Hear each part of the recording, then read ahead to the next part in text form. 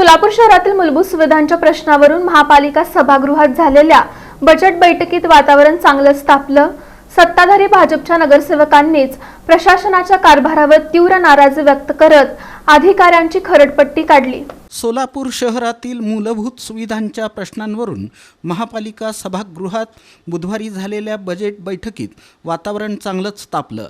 सत्ताधारी भाजपच्या नगरसेवकांनीच प्रशासनाच्या कारभारावर तीव्र नाराजी व्यक्त करत अधिकाऱ्यांची खरडपट्टी काढली। बैठकीदरम्यान शहरातील खराब रस्ते, सर्वत्र पडलेले खड्डे, अपुरा आणि विस्कळीत पाणीपुरवठा तसंच अनधिकृत बांधकामांचा वाढता प्रश्न यावर नगरसेवकांनी चर्चा केली।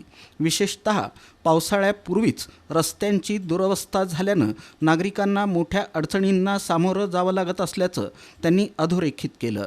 दरवर्षी रस्त्यांसाठी मोठ्या प्रमाणात निधी मंजूर होतो, मात्र प्रत्यक्षात कामांची गुणवत्ता अत्यंत निकृष्ट दर्जाची असते। काही महिन्यातच रस्ते उखडून खड्डे पडतात। याला जबाबदार कोण असा सवाल नगरसेवकांनी प्रशासनाला केला।